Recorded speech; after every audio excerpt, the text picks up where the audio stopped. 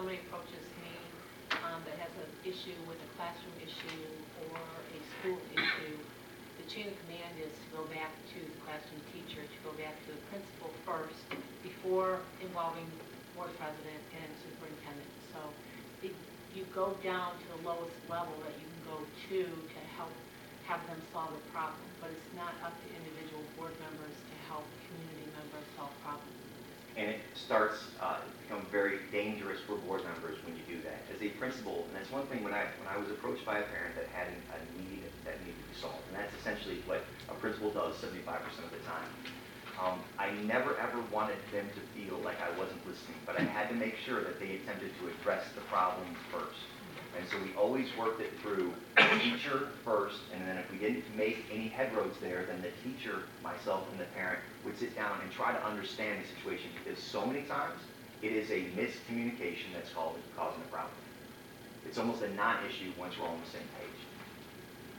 And it's not always a classroom teacher situation, a bus situation, special ed situation, things come up. And 90% of the things that are brought to me never are given to the superintendent, because they go back to wherever they're supposed to go back to and deal with it, and it gets taken care of.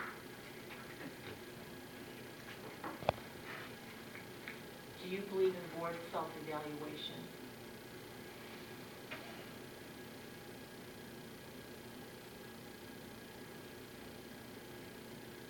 I do.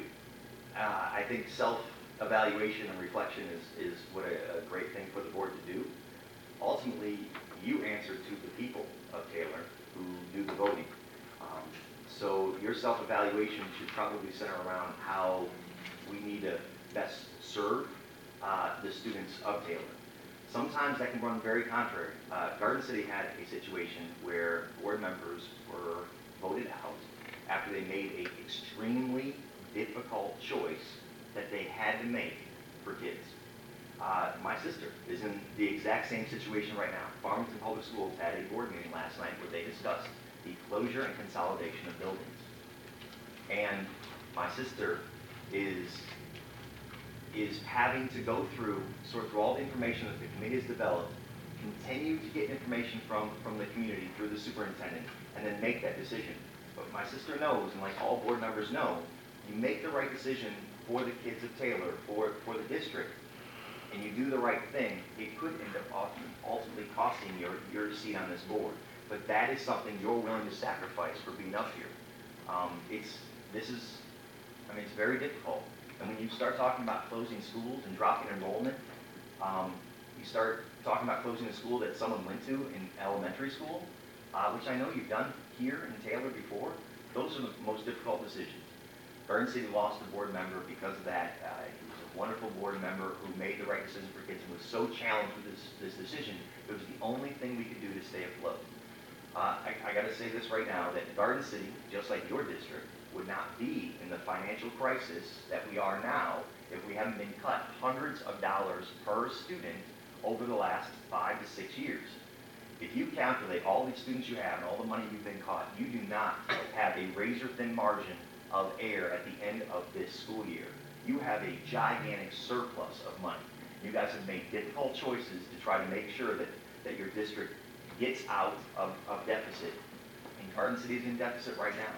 I mean, many of the issues that our districts are having across, whether it's Farmington, whether it's Garden City, whether it's Taylor, it's all resulting from us being underfunded. But with saying that, we have to survive. We have to make difficult choices that are very unpopular sometimes so that we can survive as a district. Because I do believe there are elements within the state that thinks that there is a different way to have public schooling. And by cutting us, makes it very difficult, makes you guys the bad guys. In Farmington Public Schools, the superintendent is a new superintendent. He's viewed as one who is closing schools. He wouldn't be closing schools if it did not become a financial necessity. Those are the tough choices that you have to make. Describe how you would work with principals in a district this size. My own philosophy of a school district is that your principals are your cornerstones of the district. You have a strong, knowledgeable leader as principal. You have a great building your principals up in the system of the professional learning community system, teaching them how to develop a school improvement plan, stick to it, and stay on message with student achievement, data, research, and time to collaborate.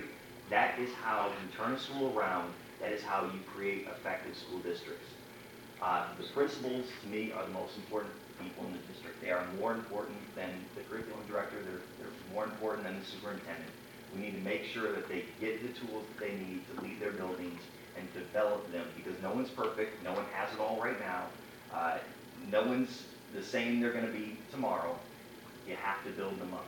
And that's a major priority, and it has been a priority of mine. As a curriculum director, you mentioned sort of the philosophy that I approached that job with, and this was a lot of that. If I wanted the professional learning communities framework, that collaboration framework to take hold, I made sure that my principals, the people who would be doing the work in schools, were trained in the system I was going to ask them to do. So I used Title II funds to get them outside training. My superintendent took them all to a conference on the professional learning communities framework and trained them all about what the expectation from their job was going to be. We transitioned ad staff meetings to having them present their data from their school and their school improvement plans of what they were going to do to solve the problems that they had. Again, the entire district focuses on one thing, and that of course goes back to the kids doing better, higher academic performance of the students. Student learning has to be key, and that is echoed from your executive staff meetings, and it should be echoed here at the board meeting.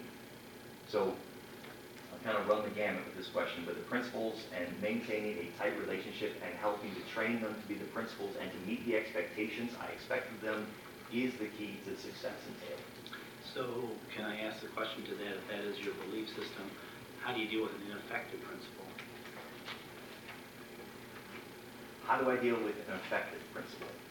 And do you mean effective as in the highly effective, No, I mean, effective? if your belief is that they're the cornerstone of the educational system and they're the most important in the district, and they're not leading or they're not doing the job that needs to be done as that leader, how do you deal with that?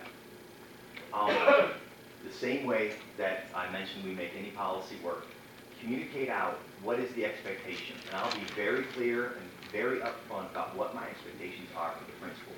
This collaborative model, doing your school improvement process, holding yourself to it, making sure it's not just something on paper, but something we walk the walk with.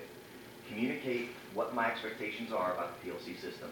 Build trust with me, because the other thing is I am an outsider, okay, and I don't know your principals, and so I will spend some time so they understand and know that we're all on the same journey. We're all focused on Taylor's kids. Give them the skills to do what I'm asking them to do, and then finally hold them accountable in their evaluation for what I've asked them to do. I am not a gotcha evaluator. I've never been like that with my teachers. I am incredibly clear of what I want to see out of the people who I'm evaluating, and then you meet those expectations, and then we will set new expectations for next year.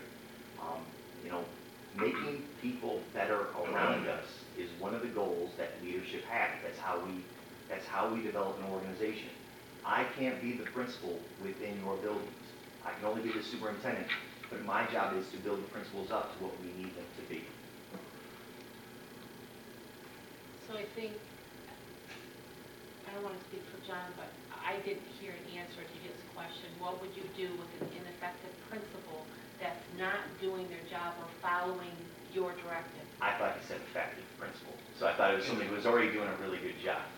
Well, an ineffective principal, I will communicate very clearly what I want. I will let them know that I'm here to help them, that I am someone, I will build trust with them. I will give them the skills. We will do, and we will analyze what skills are they lacking, what skills do we need to build up. We will get them the training that they need, and then we will hold them accountable for it. So essentially, for an ineffective principal, we'll receive an ineffective evaluation from you. I mean, one of the most important thing that we can do is to focus on the results that we have.